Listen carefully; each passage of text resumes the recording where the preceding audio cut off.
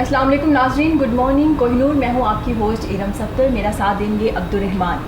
नाजरीन, अल्लाह रब्बुल इज़्ज़त जब किसी कौम को इज़्ज़त देना चाहते हैं, उनको बुलंद रुतबा देना चाहते हैं, तो अल्लाह ताला उस कौम में बहादुर बुलंद किरदार इंसान पैदा कर देते हैं और फिर उस कौम को बुलंदी में ले जाते हैं। हम बात करेंगे बाकमाल बुलंद किरदार बहादुर लोग होते कौन हैं। वो बुलंद किरदार और बाकमाल जो लोग हैं वो हमारे लीडर, हमारे सिपा सलार हैं और जो हमारी आन शान बान हैं, जो हमारे मुल्क के मुहाफिज़ हैं। अगर हम बात करें 1965 की जंग की, तो पाक फ़ौज के जवानों ने अपनी जानों के नजराने पेश किए और ये मुल्क बना और ता क़यामत हयात रहेगा ये मुल्क। बिल्कुल इसी तरह अगर इस्लाम, तारीख़ इस्लाम के फ़ातहीन में उनके नामों की अगर बात करें तो शुजात में सबसे पहले नाम आता है शेर खुदा हज़रत अली मुर्तज़ा करमल्लाह वजहो का, खालिद बिन वलीद रज़ी अल्लाह ताला अन्हु का, तारिक बिन ज़याद, सलाहुद्दीन अयूबी, मोहम्मद बिन कासिम और एक ऐसा मुअत्तबर नाम के शेर की एक दिन की ज़िंदगी गीदड़ की 100 साला ज़िंदगी से बेहतर है, टीपू सुल्तान, जिसके जिस्ते खाकी के पास 3 दिन तक दुश्मन फड़का नहीं कि शायद कभी अभी भी टीपू सुल्तान खड़ा ना हो जाए। और अगर बात करें 1947 के उन सपूतों की जिसको तारीख़ इस्लाम का सबसे बड़ा एजाज़ निशान हैदर जनाब अली मुर्तज़ा रज़ी अल्लाह ताला अन्हु के नाम मुबारक पर रखे जाने वाला ये एजाज़, जिसके 5 कोने इस्लाम के 5 अरकान की गवाही देते हैं, जिनमें मैं नाम लूँगा जनाब कैप्टन सरवर शहीद मेजर तुफ़ैल मोहम्मद शहीद, मेजर शब्बीर शरीफ शहीद, और उस सपूत का जिसने 1965 की जंग में दुश्मन के नापाक गोले को अपने जिस्ते खाकी के ऊपर खाया और मुल्क पाकिस्तान में शोहदा में और निशान हैदर पाने वाले उन शोहदा में अपना नाम लिखवाया, जिस पर शोहदा भी रश करते हैं, मेजर अजीज़ भट्टी।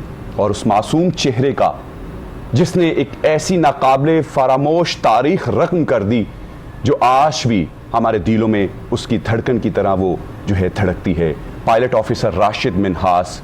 और उन जवानों का भी जिक्र करने में मैं देरी नहीं करूँगा कि जनाब हवलदार लालक जान शहीद और उसके साथ साथ जवान सवार मोहम्मद शहीद, नास नाइक मोहम्मद महफूज शहीद, और वो तमाम शोहदा हमारे दिलों की धड़कन हैं, हमारी रूह में, हमारे खून की हर रफ्तार के साथ इनका नाम धड़कता है और ये हमारे दिलों के, हमारे सरों के ताज हैं, हमारी आन बान शान है और हमारा फ़ख्र है।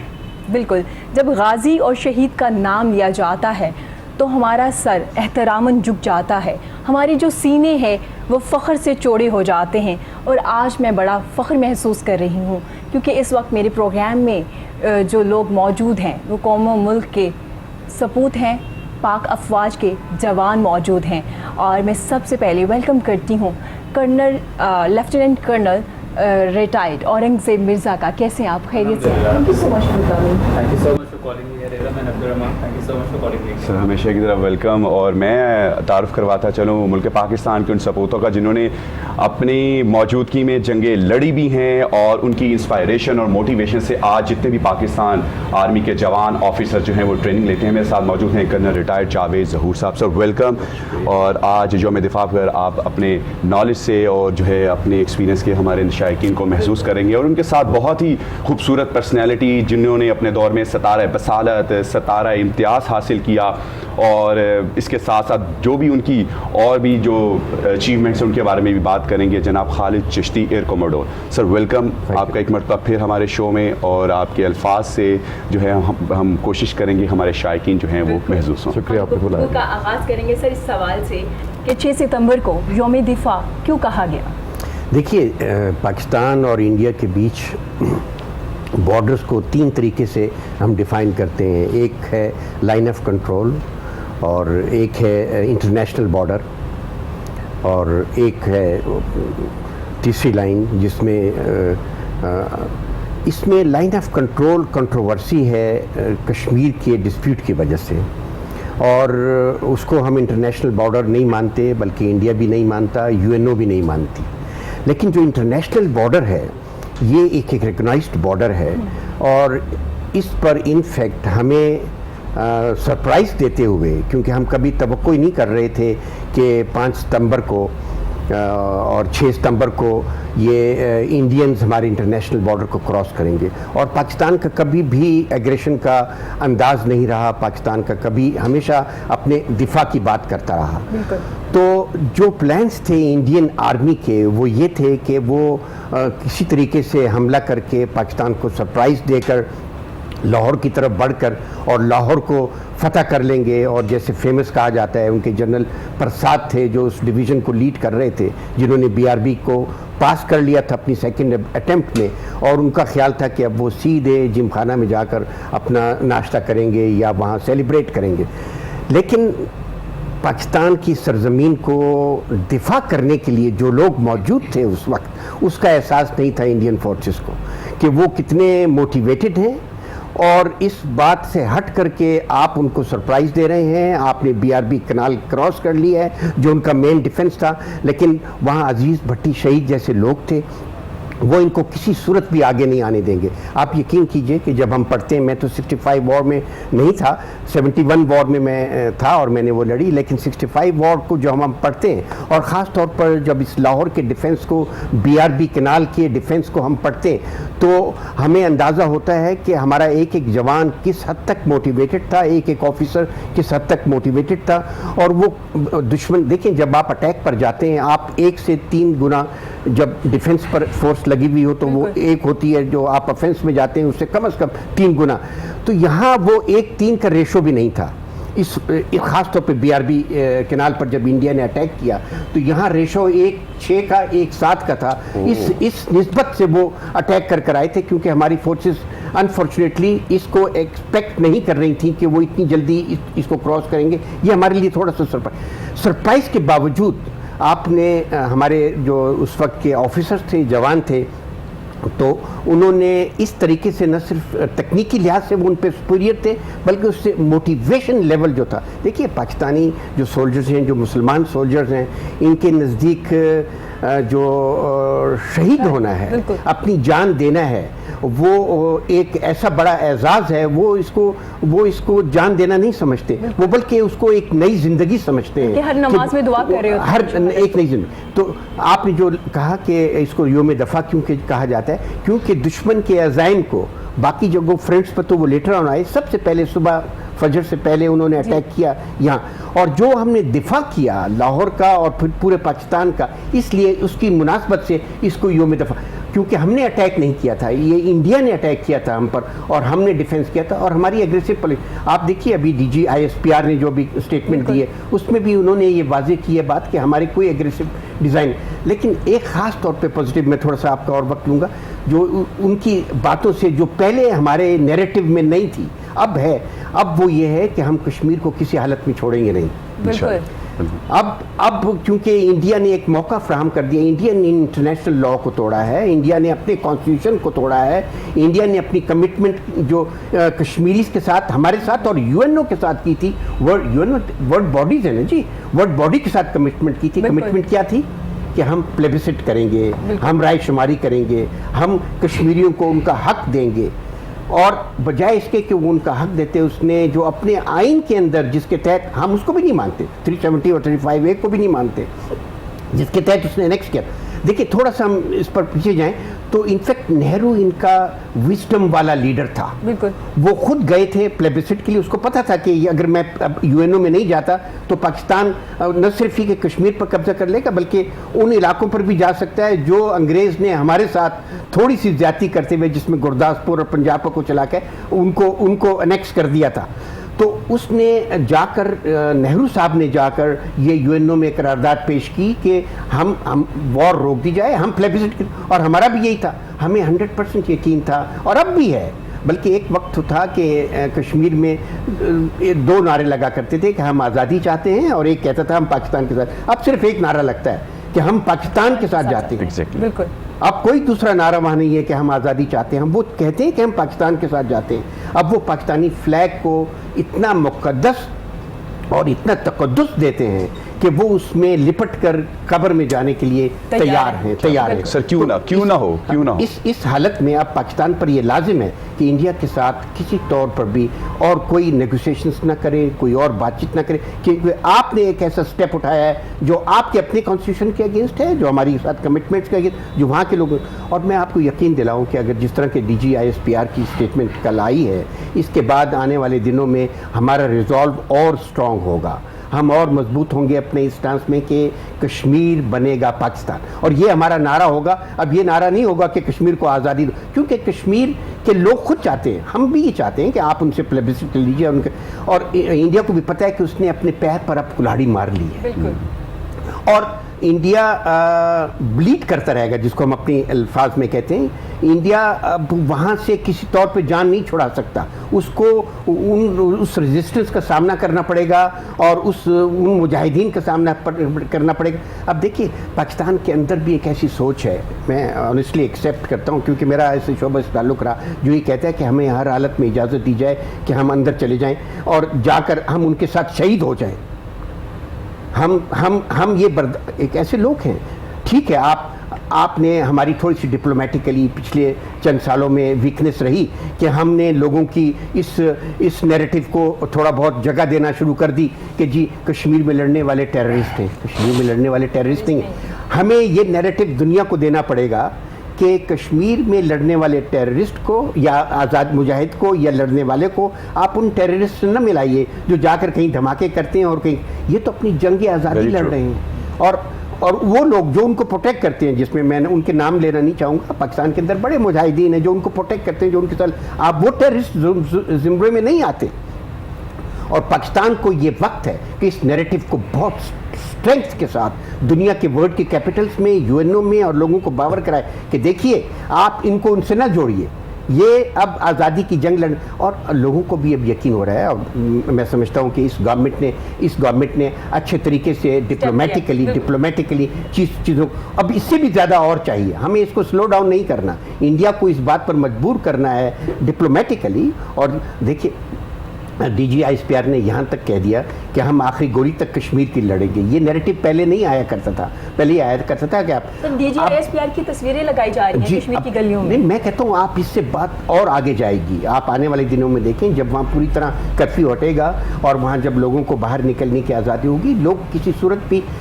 और अच्छा, इंडिया के साथ प्रॉब्लम यह है कि अब वहाँ के एक रिटायर्ड जज ने जैसे कुछ दिन पहले कहा कि इंडिया क्यों कश्मीर में प्लेबिसिट की तरफ नहीं जाता या उनकी आज़ादी की तरफ नहीं जाता। उसको पता है कि अगर मैंने कश्मीर को आज़ादी मिल गई तो उनकी बाकी रियासतें जो है वो भी टूटना शुरू हो जाएंगी। अब अगर हमने एग्रेसिव स्टांस इस पर अपनाना है तो इंडिया मजबूर हो जाएगा कि वहाँ प्लेबिसिट करे, और हमें इसको स्लो डाउन नहीं करना। हमें इसको देखिए, हमारे शहदा ने जो शहादतें दी हैं, और शहदा ने न सिर्फ बॉर्डर पर शहादतें दी हैं, फौजी शहदा ने, बल्कि बॉर्डर के अंदर भी शहादत दी हैं। उसकी वजह ये कि इंडिया का रॉ और इंडिया के जो एजेंट्स हैं वो यहाँ आकर उस टेररिज्म में, वो टेररिज्म है उसमें इन्वॉल्व रहे, बलूचिस्तान में, कराची में, फाटा में, इन तीनों जगहों में एक्सक्यूज में। और हमारे जो पिछले 5 सालों में, 6 सालों में, 10 सालों में, और शहदा ने मुल्क के अंदर भी अपनी जानें दी। जी बिल्कुल, उनको सल्यूट है हमारा, उनको सलाम है हमारा। हम इसमें मौके पर APS के बच्चों को भी नहीं भूल सकते जो जब शहीद हुए। ये सब टेररिज्म इंडिया स्पॉन्सर्ड टेररिज्म था। अब आज इंडिया क्या हमें मजबूर करता है कि अब देखें, हम एक थ्रेशोल्ड पर हैं न्यूक्लियर वॉर की, इसलिए कि दोनों न्यूक्लियर स्टेट्स हैं, और इंडिया को इस बात का अंदाज़ा नहीं है कि वो कश्मीरियों को किस हद तक दबा देगा। 9/11 का वाक़या क्यों हुआ, अगर हम उसको एज ए स्ट्रेटजिस्ट आपको कमोडर साहब बताएंगे, जब आप उसको स्टडी करते हैं 9/11 का वाक़या क्यों हुआ। बिल्कुल सर, अमेरिका 9/11 उस कंट्री के अगेंस्ट हुआ जिसकी टेक्नोलॉजी सबसे सुप्रीम है। ऐसे ही है बिल्कुल सर, जबरदस्त। और किस कॉज से हुआ, इस कॉज से हुआ कि आपने पैलेस्टाइन के अंदर कुछ लोगों को सप्रेस किया। 1000 माइल्स दूर किसी ने ऐसा ऑपरेशन किया जिसको 9/11 आप कहते हैं, और इतनी प्रिसीजन की वो मिसाल है कि अगर उनके अंदर जज्बा हो तो लोग क्या कर। इंडिया को अगर बताए, ये उनके इंटरेस्ट में है कि आप कश्मीरियों को कहाँ ले जाकर दबा रहे हैं, और आपके अंदर तो कोई इतनी रोक टोक भी नहीं है, वो वॉक करके दिल्ली और बॉम्बे जा सकते हैं। बिल्कुल इरम, आप जिस तरीके से जो है कर्नल साहब का जज्बा देख रही हैं, मैं चाहूँगा कि इसी गुफ्तगू को आगे दिल्ली और बॉम्बे तक वो जा सकते हैं, और कल वो अगर दिल्ली और बॉम्बे की पार्लियामेंट को पकड़कर वहाँ धमाका करते मारते, क्योंकि वो तो अब उनको पता है मरना है। देखिए पैलेस्टाइन की कल एक मैं तस्वीर देख रहा था, 2 बच्चे उनके सोल्जर्स को जाकर चाकू से मारते हैं और वो उनको गोलियों से मार देते हैं, यंग चिल्ड्रन। ये जज्बा कश्मीर में भी अगर पैदा होता है इंडिया के लिए और इंडिया क्या करेगा, इंडिया अपने ऊपर टालने के लिए हमें ब्लेम करेगा, और हो सकता है कोई फुलझड़ी छोड़े कोई, और हम तो बर्दाश्त नहीं करेंगे। बिल्कुल ऐसे ही है। खालिद चिश्ती साहब, एयर कोमोडोर, सतारा बसालत, सतारा इम्तियाज़, सर यौम दिफा। जी मेरा ख्याल है कर्नल साहब ने बहुत अच्छी तरह एक्सप्लेन किया है। मैं बहुत ही शॉर्ट इसका दूंगा कि एक एग्रेशन करने वाला ऑब्वियसली अटैकर होता है, और जो अटैक को रोकने वाला वो डिफेंड करता है। तो पाकिस्तान का पिछले 72 साल में किसी स्टेज पे ये मोटिव या एम या ऑब्जेक्टिव नहीं रहा कि हमने एग्रेशन करके कोई इंडिया के किसी इलाके पे कब्ज़ा कर लेना।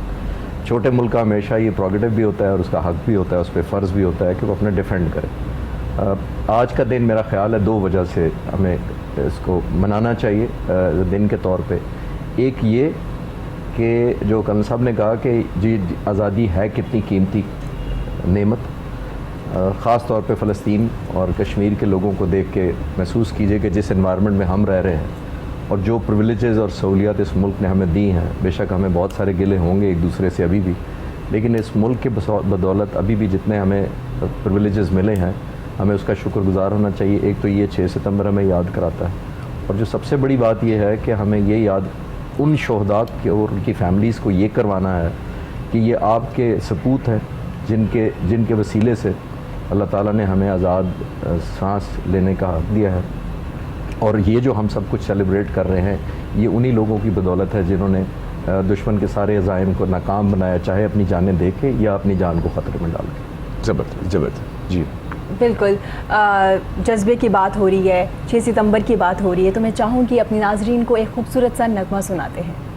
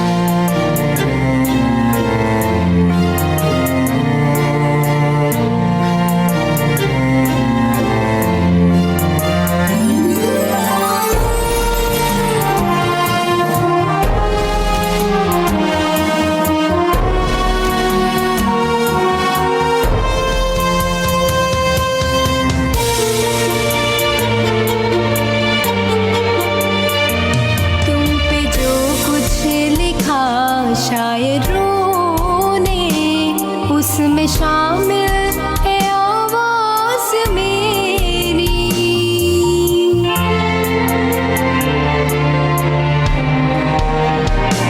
तुम पे जो कुछ लिखा शायद रोने, उसमें शामिल है आवाज़ मेरी। उड़ के पहुँचोगे तुम जिस उफ़क़ पर, साथ जाएगी परवाज़ मेरी। चांद तारों की राज़दारों, मेरे नग़मे तुम्हारे लिए है, मेरे नग़मे तुम्हारे लिए है। ऐ वतन के सजीले जवानों।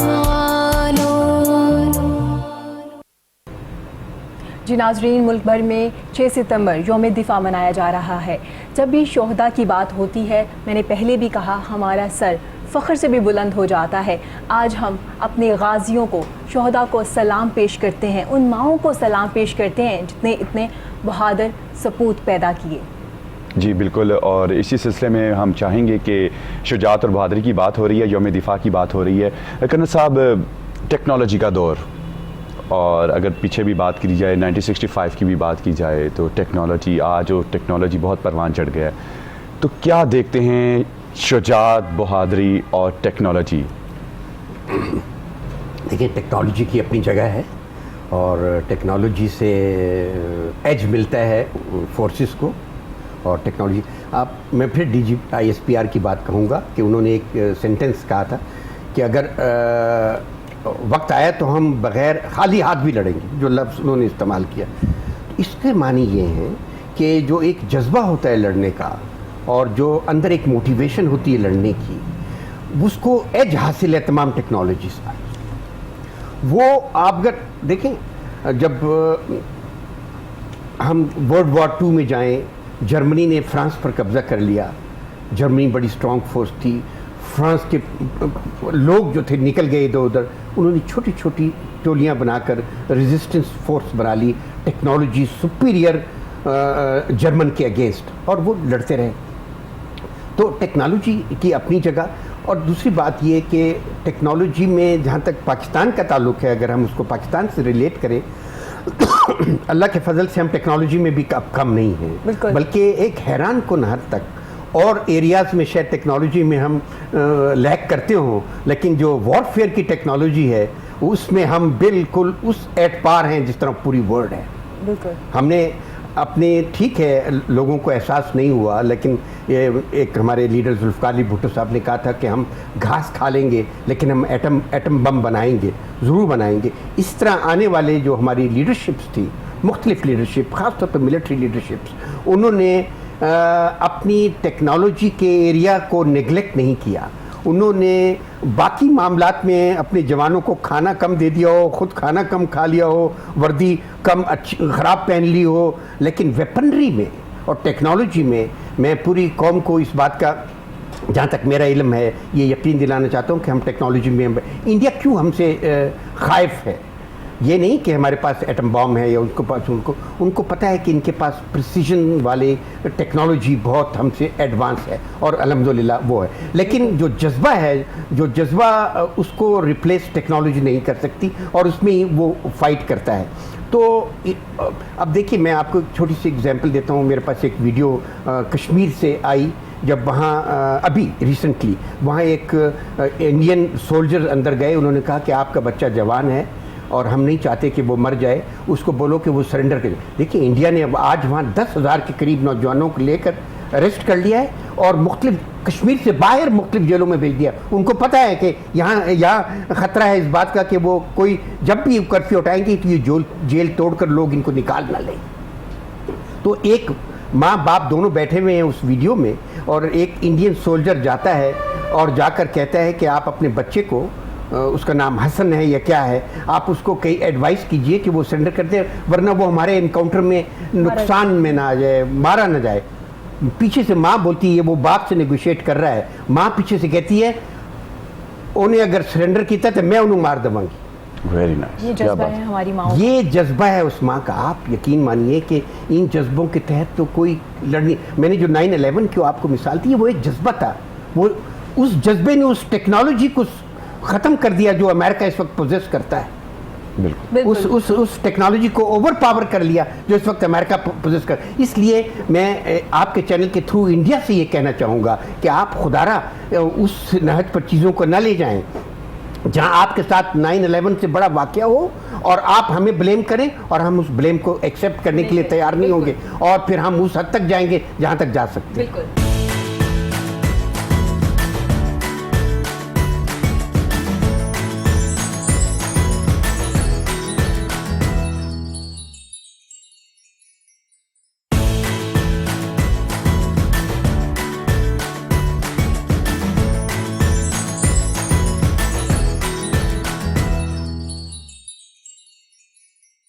सर आपकी तरफ आऊँगी, जज्बे की बात हो रही है माशाल्लाह से। जब एक आर्मी ऑफिसर एक यूनिफॉर्म पहनता है तो क्या जज्बा होता है उस वक्त? देखिए जी, जिस तरह अभी मेरे रिस्पेक्टेड सीनियर्स ने कहा कि फ़ौजी जब एक वर्दी पहन लेता है ना तो फिर वो डट के खड़ा हो जाता है और फिर उसके लिए है कि बस सामने कुछ आ जाए। मैं आपको एक छोटी सी एक आध एग्जांपल्स देता हूँ जो मैंने पर्सनली देखी हैं। और जब मैं बात करता हूँ दुश्मन के सामने खड़े होने की, तो वो दुश्मन सिर्फ, अच्छा एक और चीज़ आई मस्ट से हियर कि एक टाइम था जब हम लोगों को ऑन एयर लोग हमारे मीडिया में इंडिया का नाम नहीं लिया जाता था, हालांकि हमारा दुश्मन है। मतलब हमें एक्सेप्ट करना चाहिए और खुल के कहना चाहिए भी हाँ हमारा दुश्मन है सिर्फ, लेकिन बट देन अगेन सिर्फ इंडिया हमारा दुश्मन नहीं है, हमारे अंदर हमारे बहुत से दुश्मन हैं, उनको भी पहचानना ज़रूरी है और उनको भी केटर फॉर करना ज़रूरी है। वज़ीरिस्तान की मैं आपको एक एग्ज़ाम्पल देता हूँ। मैंने वहाँ पे सर्व किया है कुछ अरसा और मैं कमांड कर रहा था एक रेजिमेंट वज़ीरिस्तान में, और वहाँ पे हम लोग एक जगह पे थे जहाँ पे हम लंच कर रहे थे। हम अभी तक पहुँचे थे और हम लंच कर रहे थे और सडनली जो टेररिस्ट थे उन्होंने अटैक किया। अभी हमारी कुछ SOPs होती हैं, ये again I will not discuss कि जी SOPs क्यों वायलेट की गई, वो नॉट दैट, लेकिन हमें होता है जी आपने सेफ्टी जैकेट पहननी है और गार्ड के साथ जाना है। हम खा रहे थे, आवाज़ आई है फायर की, मेरे साथ 2 सेकंड लेफ्टिनेंट बैठे हुए थे, उन्होंने छोड़ा है खाना, चप्पलों में थे, उन्होंने कोई जैकेट नहीं, वेपन उठाए और भाग पड़े बाहर। मैं उनको रोक रहा हूँ, भाई रुक जाओ, मतलब जैकेट तो पहन लो। दे डिड नॉट स्टॉप, वो भागे। बाय द टाइम मैं बाहर आया हूँ, वो आगे पहुँच के उनके फायर कर रहे थे खुले। ये जज्बा था।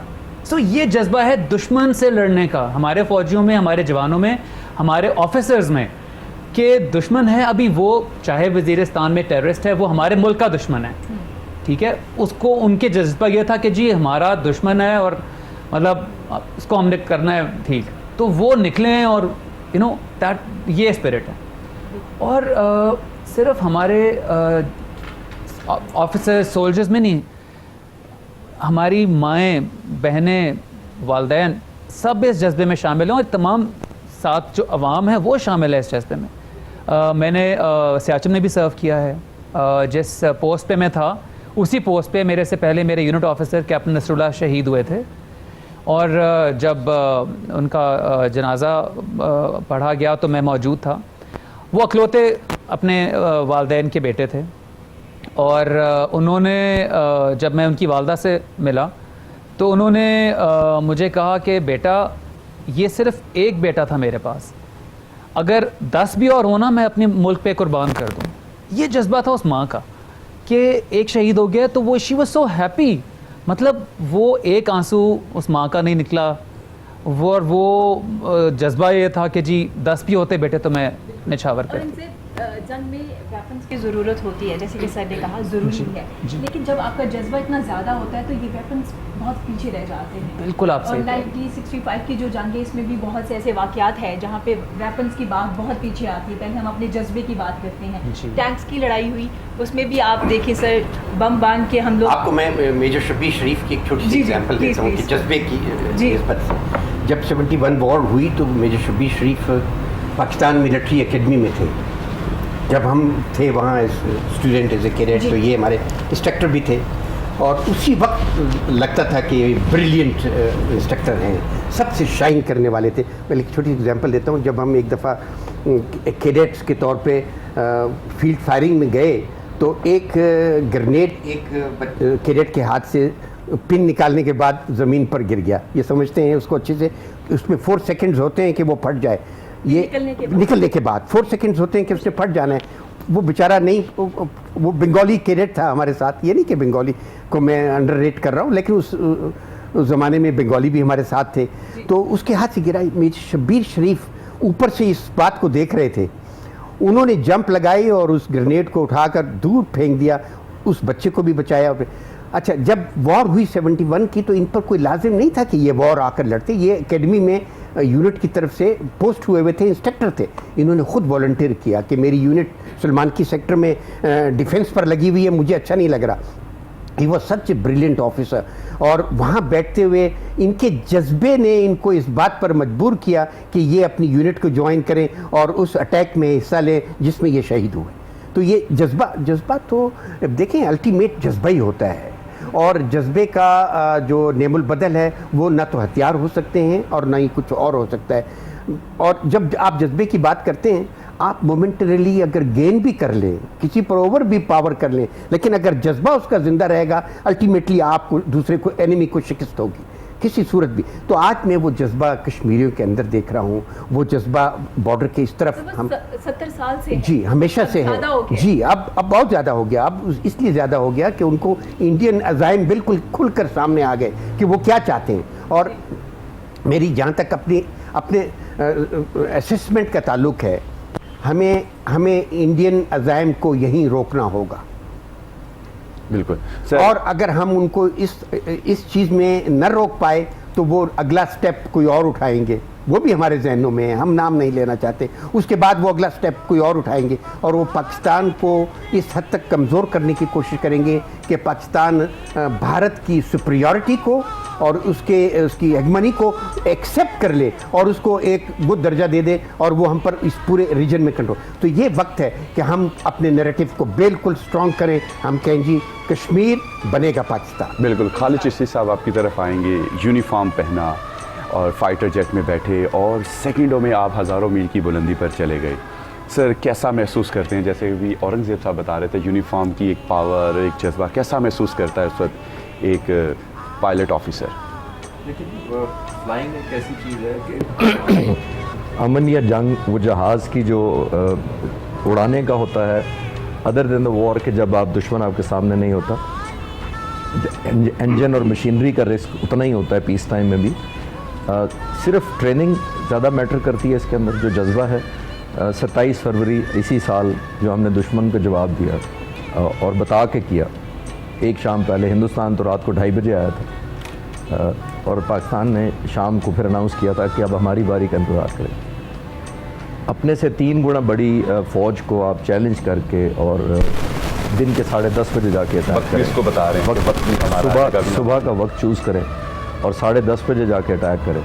और उसके अंदर उनकी जो सुपीरियर मोस्ट टेक्नोलॉजी, जो शुरू में भी बात हुई, उनका जो जहाज़ अगेंस्ट आए थे हमारे जहाज़ों के अगेंस्ट, Su-30, वो one of the most modern जहाज़ है। इस वक्त हमारे पास कोई ऐसा जहाज़ नहीं हमारी इन्वेंट्री में जो इतना मॉडर्न जहाज़ हो। उसको चंद सेकंड की ये कॉम्बैट थी सिर्फ। अगर पायलट से पूछा जाए, अगर क्लॉक सेट किया जाए तो ये वाकई 30-40 सेकंड में सब कुछ ख़त्म हो गया होगा।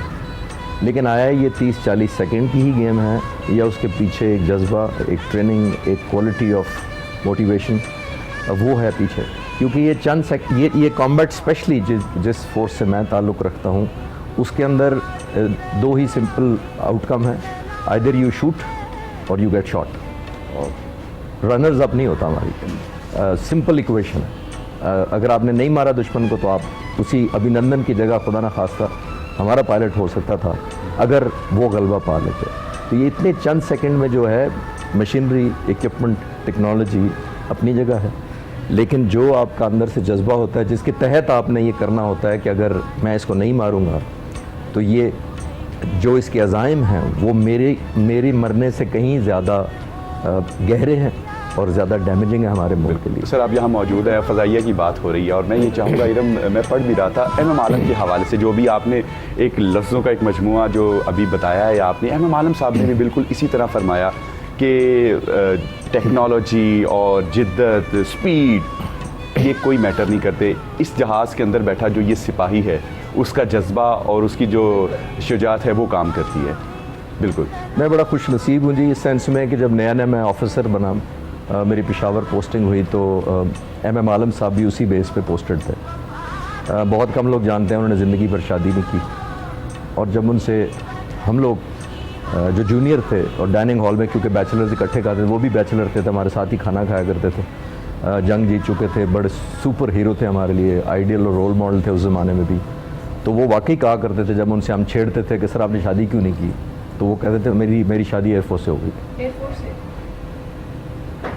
तो ये अगर ईमान का जज्बा हो, उनके अंदर इतना कूट कूट के भरा हुआ था उन टेक्नोलॉजी के अलावा, और वो ये कि हम पूरी बहुत लाइफ करियर में मैंने उनके साथ मुख्तलिफ बेसिस पे उनको देखा भी, और वो हमें मुक्के मार मार के मेज़ पे डाइनिंग टेबल के मुक्के मार के बताया करते थे कि ये कोई चीज़ नहीं है जहाज़, ये जो अंदर बैठा हुआ बंदा वही सब कुछ है। और वो कह रहे थे कि उस लेवल की ट्रेनिंग करो, उस लेवल की अपनी प्रिपेयर्डनेस करो कि दुश्मन को आपकी तरबियत और आपकी मोटिवेशन और जज्बे से खौफ आए, ना कि मशीनरी से खौफ आए। सर एम आलम की बात आप कर रहे हैं तो सर मैं इरम चाहूँगा कि इनसे 1 मिनट में 5 जहाज़ का जो दुश्मन के जो उन्होंने मार कराए थे उसके रिकॉर्ड के बारे में आप बताएं। ये वाकई हुआ था जी, 7 सितंबर को हुआ था, जंग जिस दिन शुरू हुई थी उससे अगले दिन दुश्मन ने हमारा सरगोदा सबसे मेन बेस था, तकरीबन 3 सिर्फ हमारे बेस बड़े बेस थे, एक सरगोदा था, एक पेशावर था और एक कराची था मसरूल बेस, लेकिन सबसे ज़्यादा हमारी 2/3 एयरफोर्स बेस पे थी।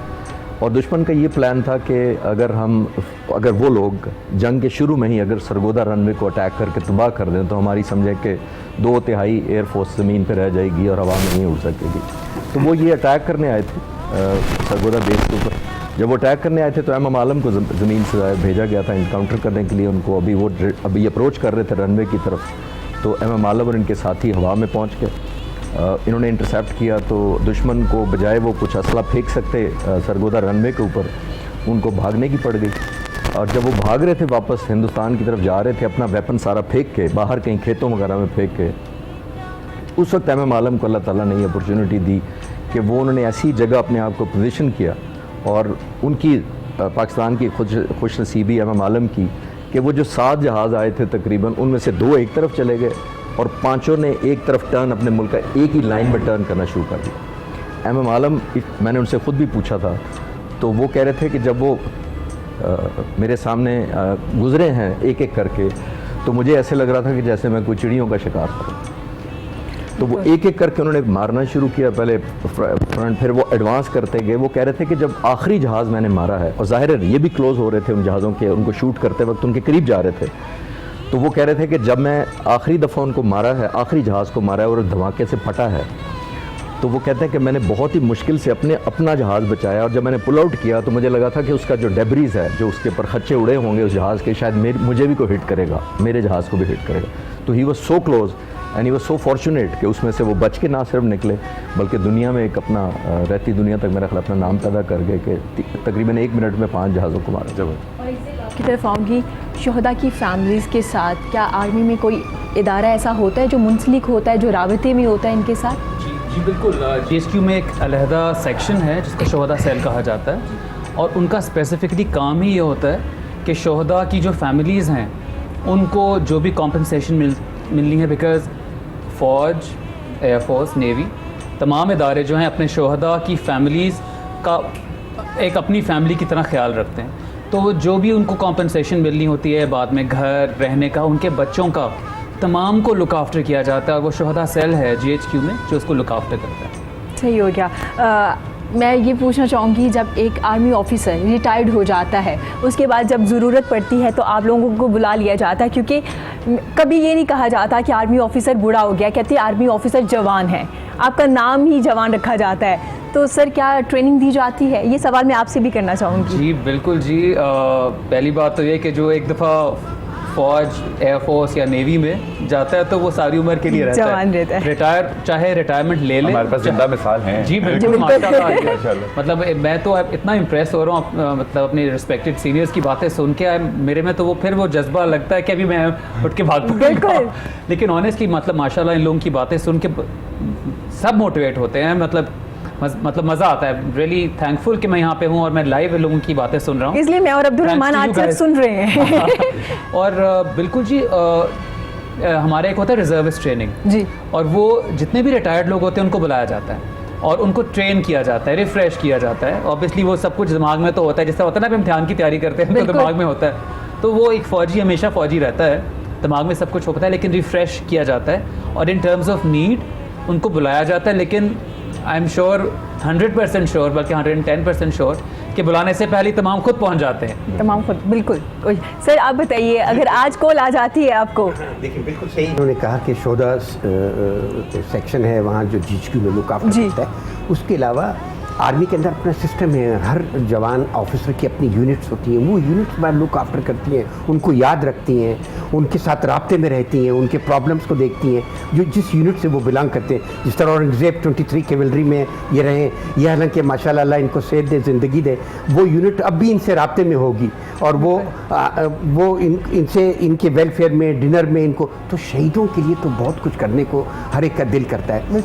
और जिस तरह कहा रिजर्विस्ट ट्रेनिंग होती है, एक एज तक वो रिजर्विस्ट ट्रेनिंग बढ़ाते, मैं उस एज से बाहर हो गया हूँ, लेकिन मैं अब भी तैयार हूँ। मुझे अभी भी वो बुलाएं, बल्कि मैं चाहूँगा खुदा करे कि अव्वल तो जंग ना हो, अगर जंग होती है तो मुझ जैसा आदमी इस एज में भी चाहेगा कि बेशक जितनी भी मुश्किलात हों कि फिर से वो वर्दी पहने और फिर वो जाकर लड़े और फिर वो शहादत का रुतबा हासिल करे।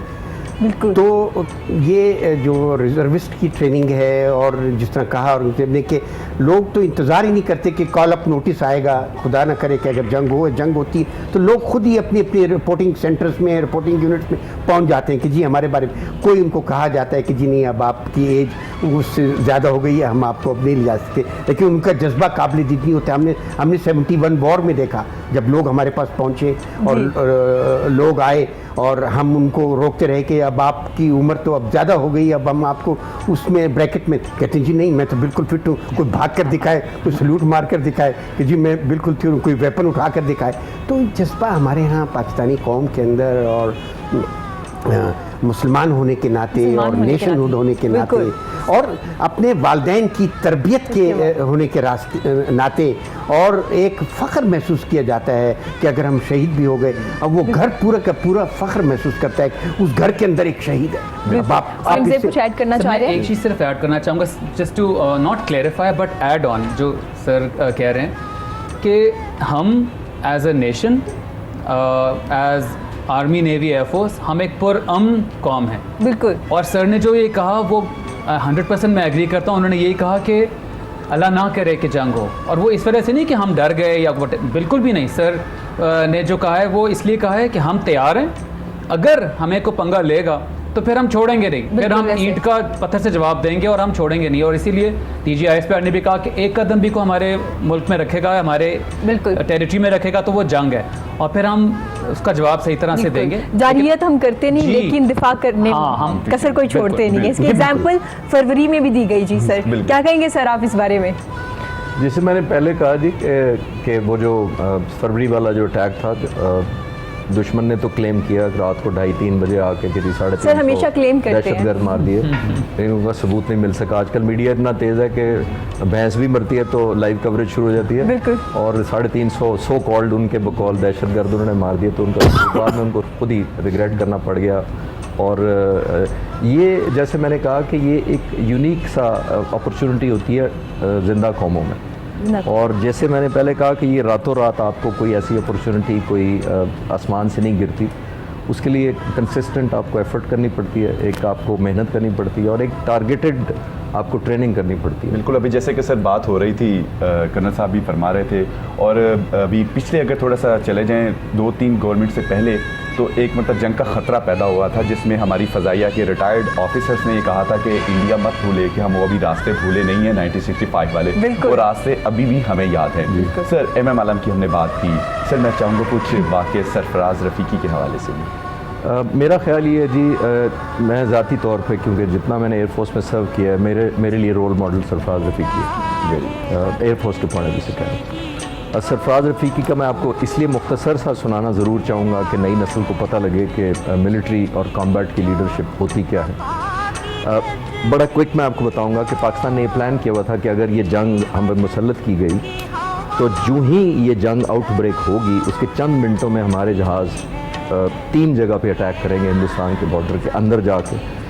वो 3 हवाई अड्डे जो पठानकोट, आदमपुर और हल्द्वाड़ा, ये तीनों को इनिशियल आवर्स चंद मिनटों में तबाह इसलिए कर देंगे। जब भी किसी रनवे को आप तबाह करते हैं दुश्मन के, उसके 2 मकसद होते हैं। एक तो ये होता है कि जब वहाँ से जहाज़ टेक ऑफ करेंगे वो हमारी लैंड फोर्सेस को रेजिस्टेंस देंगे, हमें डैमेज करेंगे, और दूसरा जो हमारे जहाज़ डीप जाना चाहेंगे अंदर टारगेटिंग करने के लिए, उनको रेजिस्ट करेंगे या इंटरसेप्ट करने की कोशिश करेंगे। तो 3 जो तबाह करने थे उसमें से 2 पठानकोट और हल्द्वाड़ा तबाह कर दिए गए सुबह 5 बजे। उसी रात जंग शुरू होने के चंद मिनटों बाद अटैक हुआ।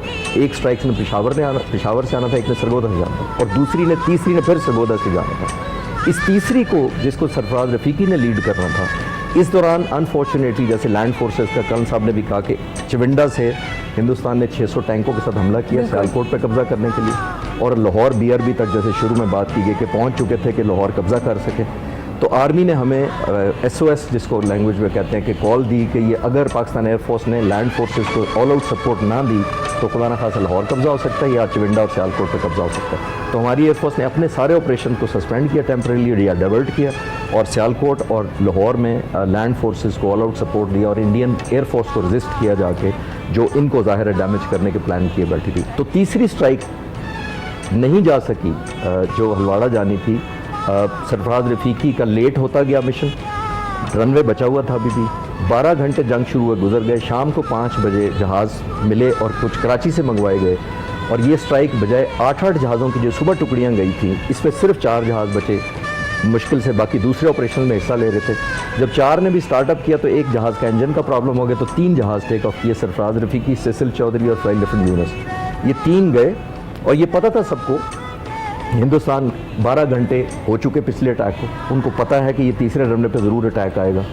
जहाज़ 8 की बजाय सिर्फ 3, शाम का टाइम शाम के 5 बजे के बजाय सुबह के 5 जो अटैक हुआ था। अब जब गए हैं तो MM आलम उधर से वापस आ रहे थे एक मिशन करके, और उन्होंने सरफराज रफ़ीकी को रेडियो पे बताया कि watch out, there lot of activity in the enemy territory, ठीक है।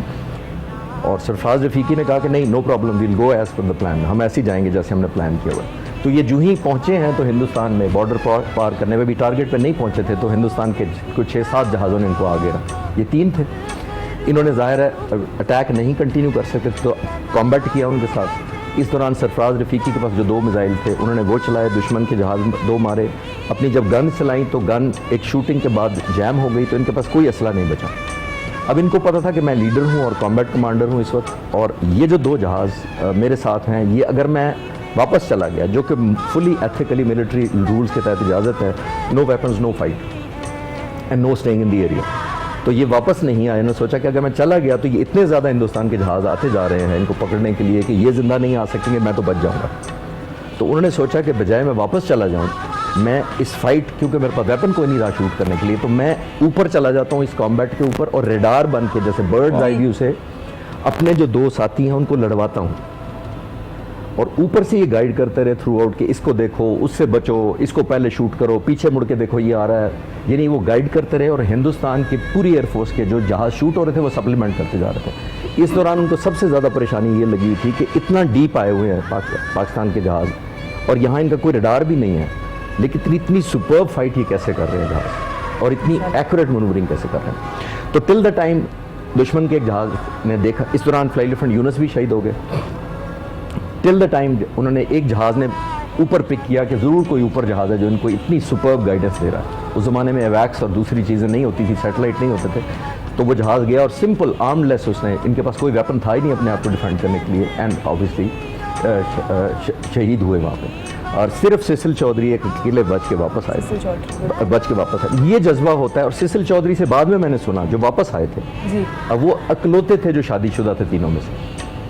और सिसिल चौधरी ने वापस आके बताया कि जब हम जहाज़ों की तरफ जा रहे थे, अपने जहाज़ों की तरफ, तो सरफराज रफ़ीकी ने मुझे बुलाया टेक ऑफ से पहले वापस सिसिल, और ये हमारी एयरफोर्स में बहुत ही ज़्यादा, क्योंकि आप तीनों फोर्सेस में हमारी थोड़ी सी जो फ़र्क ये होता है कि नेवी में और आर्मी में जवान और ऑफिसर्स इकट्ठे लड़ते हैं, ट्रूप्स की शक्ल में लड़ते हैं, लेकिन एयरफोर्स में सिर्फ ऑफिसर्स बॉर्डर क्रॉस करते Very हैं। nice. जो सर, पायलट्स बात- होते हैं वो एयरमैन हमारे साथ नहीं होते कोई भी, और सिर्फ ऑफिसर्स साथ जाते हैं। तो हमारे पायलट्स पे ये लाजिम होता है कि हम कॉमरेडशिप और फैमिली टाइप एटमॉस्फेयर रखें। सरफराज रफीकी क्योंकि स्क्वाड्रन कमांडर थे, यूनिट के ओसी थे, तो वो शादीशुदा भी नहीं थे, तो बड़ा फादरली सारी फैमिली से रहते थे। सिसिल चौधरी की जो वाइफ थी उसका नाम था, वो क्रिश्चियन थे और उनका नाम था एलिस। नोइंग के मैं सिसिल को ऐसे मिशन पे ले जा रहा हूँ जिसमें सुबह जाना था 5 बजे, 8 जहाज़ों में जाना था, शाम को 5 बजे ले जा रहा हूँ, 3 जहाज़ों को लेके जा रहा हूँ, और शायद ये 1 वे टिकट और वापस नहीं आऊँ। तो सिसिल चौधरी ने बाद में हमें बताया, उन्होंने कहा जब हम जा रहे थे तो उसको ये सरफराज रफीकी को ये गिल्ट था कि हम 3 में से सिर्फ ये शादीशुदा है, वापस तो हम आ नहीं रहे। तो सिसिल चौधरी कहते हैं कि जब मैं जहाज़ पे जा रहा था तो पीछे से आवाज़ आई रफ़ीकी की, मैं वापस मुड़ के आया कि शायद कोई प्लानिंग में कोई चेंज है या कोई बात करना चाह रहे हैं मुझे। तो सिसिल वापस आया तो सरफराज रफ़ीकी ने उसको अंग्रेज़ी में कहा, उसने कहा Cecil I know Alice will never forgive me. तो वो कहने लगे सिसिल चौधरी ने उससे भी बढ़ के जवाब दिया, उसने कहा कि सर हम में से जब कोई वापस ही नहीं आ रहा तो एलिस को कौन जवाब दे। ये जब जज्बा होता है आपका मिशन से पहले, जब आप आउट नंबर्ड भी हैं, दुश्मन को आपका पता भी है और वो इंतज़ार भी कर रहा है, इतनी जब बहादुरी, मैं इसलिए रोल मॉडल सरफराज रफीकी को कहता हूँ कि वो फुली जस्टिफाइड थे। उस कॉम्बैट को छोड़ के वापस आ सकते थे, उनके पास कोई असला नहीं था, पर उन्होंने सोचा कि कॉमरेडशिप ये नहीं है कि मैं अपनी जान बचा लूँ और अपने साथियों को दुश्मन के वक्त कर। बिल्कुल। और ये जज्बा वहीं रहे, लड़वाया। एक साथी जो शादीशुदा थे, शायद उनकी दुआ पूरी हुई कि वही सिर्फ बच के जिंदा वापस आए। सिसिल चौधरी जो शादीशुदा थे, बाकी दोनों माशाल्लाह। बिल्कुल सर, ये जज्बा ही है जब आपको ये भी पता हो कि आप वापस भी नहीं आ रहे हो और फिर आप इतनी खुशी से और जज्बे से जा रहे हैं जी। ये अल्लाह ताला पे यकीन ही है हमारा। और औरंगज़ेब जैसे सर ने टैंकों की लड़ाई का भी बताया, तो आपका जो डिपार्टमेंट था वो टैंक से था। जब आपको ट्रेन किया जाता था तो आपको वाक़यात बताए जाते थे? जी बिल्कुल, वाक़यात बताए जाते थे, लेकिन जो फर्स्ट हैंड इंफॉर्मेशन जिस तरह सर अभी दे रहे हैं, बिल्कुल। आई एम मतलब फिर से आई एम ओवरवेल्म माशाल्लाह से। इसी तरह ऑब्वियसली कुछ हमारे भी सीनियर्स थे जिन्होंने इस तरह के लेजेंड्स के साथ सर्व किया था, और उनकी बातें सुन के हम लोगों का एक तो सीना और चौड़ा हो जाता था कि हमारे बड़ों ने किस जज्बे, किस मतलब मुल्क और कौम के प्यार में, मोहब्बत में क्या कुछ किया है कि अपनी जानों का सोचा नहीं, अपनी फैमिलीज़ का नहीं सोचा, और अपने मुल्क के लिए अपना सब कुछ निछावर किया है। एक हमारे सीनियर थे, वो हमेशा कहते होते थे, क्योंकि उस वक्त जब मैं नया फ़ौज ज्वाइन की थी, सेकंड लेफ्टिनेंट था, उस वक्त हमारे पास जो टैंक्स थे वो इतने कंपैटिबल नहीं थे इंडिया से, और तो वो कहते होते थे कि हमारा अगर एमिनेशन कभी कम हो जाए ना तो वापस नहीं आना है कि जी एमिनेशन ख़त्म हो जाना है, दुश्मन के अंदर टक्कर मार देनी जाके। तो मैं भी जब कहता हूँ ना कि मैं कहता हूँ जी टक्कर मार देनी है, वो मेरे जहन में वो अभी तक है कि वापस नहीं आना, टक्कर मार देनी है। फिर खाली टैंक भी है ना तो वो मार देना, क्योंकि हम लोगों की ट्रेनिंग इस तरह होती है, ऑपरेशनली हमारे इस तरह होता है कि पहले आपने दूर से गोले मारने, उसके बाद आपने ऑफेंस में जाना है, आपने ओवर रन करना है दुश्मन को और घुस जाना है उसके अंदर। तो वो कहते थे कि एमिनेशन ख़त्म हो जाए तो वापस नहीं आना, टक्कर मार देनी है। तो ये चूज़ करते हैं कि मुझे टैंक वाले डिपार्टमेंट में जाना, थोड़ी इन्फॉर्मेशन मैं लेना चाह रही हूँ, या ये सिलेक्ट किया जाता है आप लोगों को? वो देखें जी, फ़ौज में सारे जो आर्म्स हैं सारे ही एक दूसरे के बगैर नहीं चल सकते। आर्मर्ड हो जी जी जी, मैं थोड़ा सा ये ऐड करना चाहूँगा, एकेडमी में जो हैंडसमेस्ट लोग होते हैं ना वो आर्मर्ड कोर में जाते हैं। सर आप इनको देख के कह रहे हैं या नहीं, मैं आपको वैसे जब आर्मी के अंदर सिलेक्शन होती है, जब एकेडमी में आप 2 साल की ट्रेनिंग करते हैं, लास्ट 3 मंथ्स में फिर आपको चॉइसेस दी जाती है, ठीक है, वहाँ नंबर 1 नंबर 2 आता है, फिर वो हर कैटेगरी का आदमी हर कोर में भेजते हैं। लेकिन मेरा अपना एक्सपीरियंस ये है कि जो हैंडसमेस्ट हमारे कोर से भी जो हमें सबसे फेयर और हैंडसम थे वो आर्मर्ड कोर में गए, और ये एक ट्रेडिशन है। आर्मर्ड कोर हमारी एक रोमांस और रियलिटी का। बड़ा खुश हो रहे होंगे आर्मर्ड कोर वाले, देखा हैंडसम लोग होते हैं। नहीं, मैं आपको हकीकत बता रहा हूँ, क्योंकि मेरी ज़्यादा वो कि मैं आर्मर्ड कोर में नहीं था, लेकिन मेरी ज़्यादा सर्विस आर्मर्ड कोर में रही, आर्मर्ड ब्रिगेड से लेकर आर्मर्ड कोर से लेकर आर्मर्ड डिवीज़न तक, और जितने कैवलरी ऑफिसर्स हैं उनके साथ बड़ा इंटरेक्शन भी रहा। जिस तरह कमोडोर साहब ने कहा कि ऑफिसर्स जो हैं ये जाते हैं कॉम्बैट लड़ते हैं, इस तरह आर्मड कोर में भी कॉम्बैट डायरेक्ट लड़ने का रेशो इनका ऑफिसर्स का ज़्यादा होता है बाकी आर्मी की तो निस्बत। सर यूनिट में कैसे बुलाया जाता है कि बड़े हैंडसम फोर्स आ रही है, जो फिर थोड़े कम है वो पायलट बनेंगे, इस तरह से डिसाइड किया जाता है? हाँ, नहीं पायलट का तो देखें, जहाँ तक एयरफोर्स का ताल्लुक है तो मेरे ख्याल पाकिस्तान का हर बच्चा एक पायलट बनना चाहता है। और हकीकत जाने तो जब मैंने अपने ग्रेजुएशन किया तो मैं भी पायलट बनना चाहता था, लेकिन मैंने अप्लाई किया तो मैं पायलट के लिए नहीं सिलेक्ट हो पाया, उसमें कुछ होता होगा कुछ नहीं, तो फिर मैंने आर्मी के लिए अप्लाई किया तो फिर मैं आर्मी में सिलेक्ट हो गया। तो एक तो ये एलीट क्लास है और अल्हम्दुलिल्लाह हमारी तमाम फोर्सेस माशाल्लाह बहुत अच्छी स्ट्रॉन्ग हैं, लेकिन एयरफोर्स को जो अब एज हासिल है और एयरफोर्स ने जो एक क्लासिक रोल अदा किया है फाटा के अंदर आपके टेररिस्ट के अगेंस्ट, और इन्होंने जो प्रिसीजन पिकअप की है उन ऑपरेशंस की वजह से ये माशाल्लाह इस वक्त क्लास की एक इंस्टीट्यूशन है बाय इटसेल्फ। न सिर्फ इनकी ट्रेनिंग हुई बल्कि इनके अंदर एक ऐसा कॉन्फिडेंस पैदा हो गया है। ये नंदन साहब जो एक छोटी सी एक मिसाल है, और अगर कोई ऐसा वक़्वा आता है आप देखिएगा डिसाइसिव फैक्टर एयरफोर्स होगी। तो मैं इंशाल्लाह तो मैं आर्मड कोर का तो हैंडसमेस्ट वहाँ से जो PMS है ना जो सबसे वो होते हैं, ये एक देखें वॉर लड़ना रियलिटी से ज़्यादा एक रोमांस भी है। बिल्कुल मैं आपको एक छोटा सा ये अपने इस एक्सपीरियंस में बताता हूँ। रोमांस रिलीजियस बेस्ड रोमांस, बहादुरी को लेने का एक रोमांस। देखिए वरना रियलिटी तो क्या है, रियलिटी तो ये है ना कि जी आपको गोली लगी, आप मर गए, आप ख़त्म हो गए, आपके बच्चों को कौन देखेगा उनको।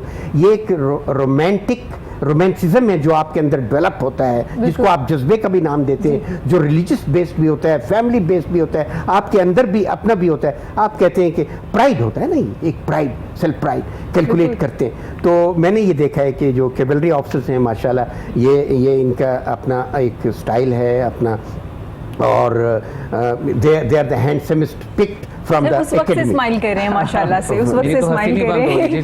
सर 1965 की जंग आपके सीनियर्स भी आपको बताते हैं, जैसे कि आपने बताया कि आप नहीं लड़ सके वो जंग, तो सर वो बताते होंगे आपको कि अल्लाह की मदद मिलती थी जब कुछ नज़र नहीं आ रहा होता था, दुश्मन सामने आंखों में आंखें डाल के खड़े हैं, तो कोई वाक़यात बताते होंगे? देखिए मैं आपको बताऊं कि एक अल्लाह की मदद कह लो, इसको लॉ ऑफ नेचर कह लो। Law of nature, law of nature always stays on the side of the brave, on the side of the committed, on the side who carries conviction of strength and conviction of commitment. अगर ये तो law of nature उसको support करता है। देखिए जब अल्लाह का नाम आप लेते हैं तो अल्लाह ताला किसके साथ होता है? अल्लाह ताला उसके साथ होता है जो हक पर होता है, जो हक पर है वो अल्लाह ताला उसके साथ है। हम एग्रेसर्स नहीं हैं, हम नहीं चाहते कि हम किसी को मारें, लेकिन अगर हमें कोई मारने के लिए आता है और अगर हम उस पर रिएक्ट करते हैं तो it means you are going with the contours of law of nature. Sir हम चाहते हैं और जब कोई छेड़ेगा तो फिर जवाब तो मिलेगा, उन्हें डेफिनेटली मिलेगा।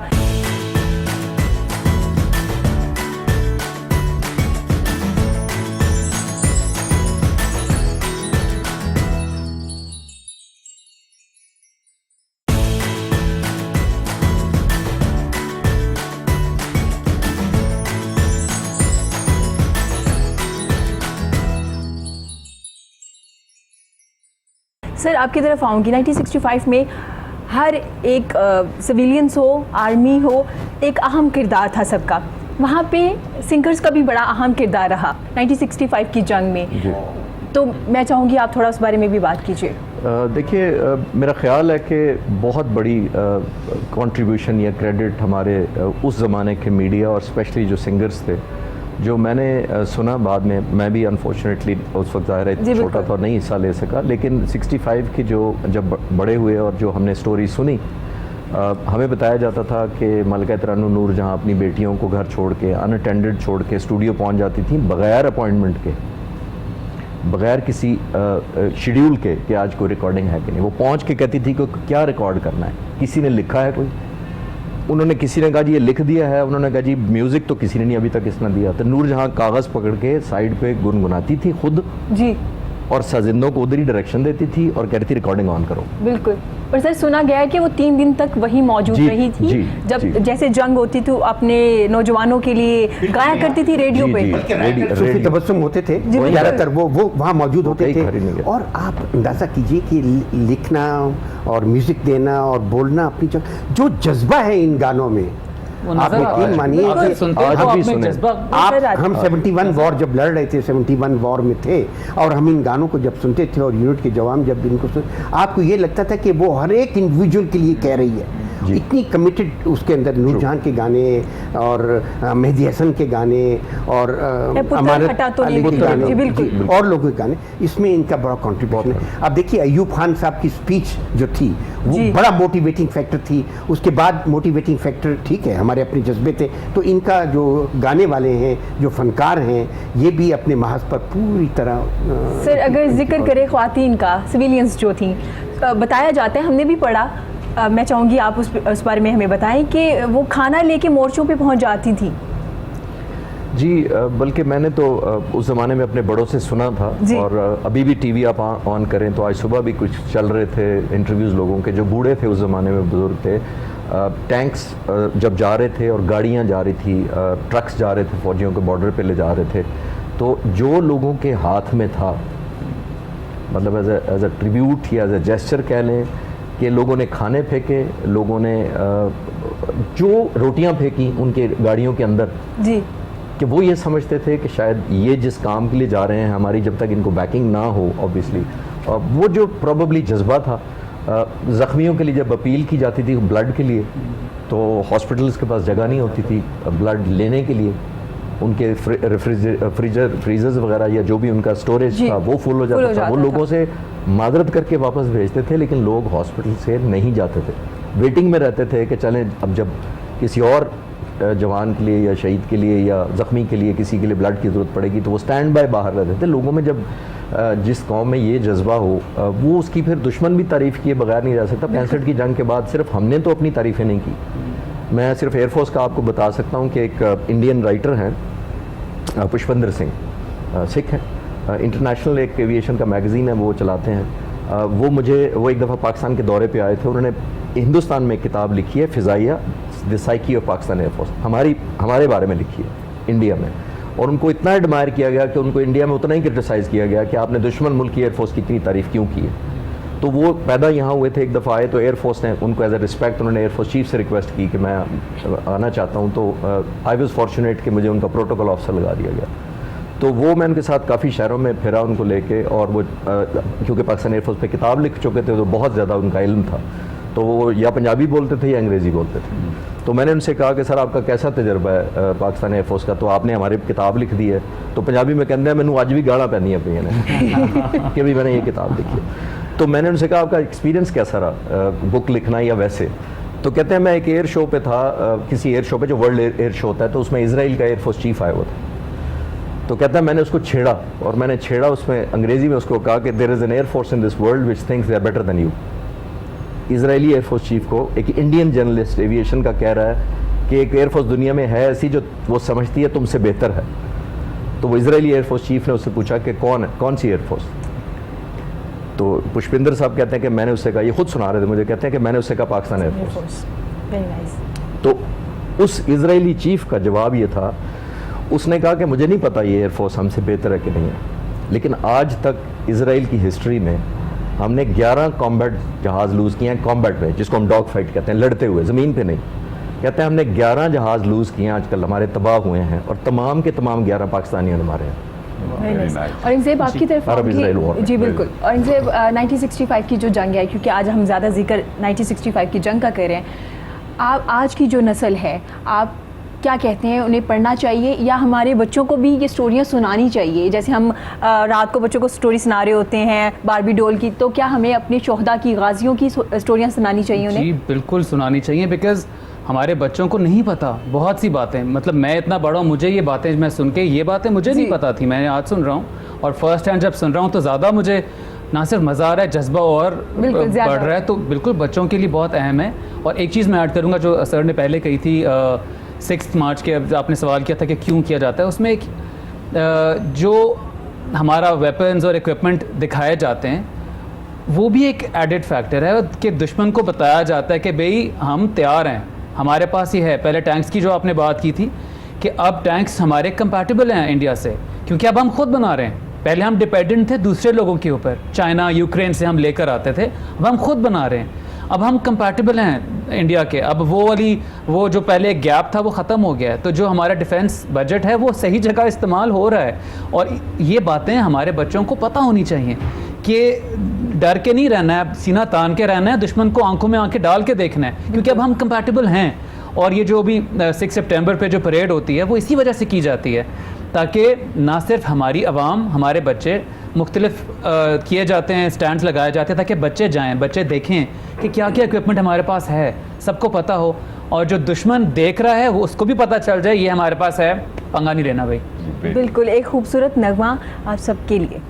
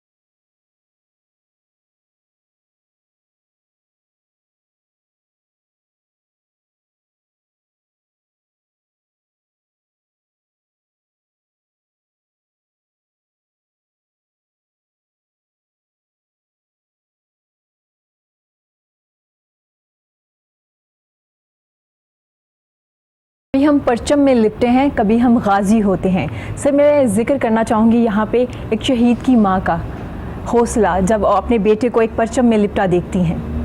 देखिए, जैसे औरंगज़ेब ने बताया कि ये जब स्टेशन पर थे और कैप्टन फैसल नसरुल्लाह शहीद हुए, तो जाहिर है कि वो यूनिट के ऑफिसर्स के साथ इंटरेक्शन में उनकी मदर, उनकी फैमिली आती है। तो उनकी मदर ने जिस तरह इनको कहा, तो मेरे इल्म में, तजर्बे में बहुत फैमिलीज़ ऐसी हैं, माँ भी और बाप भी।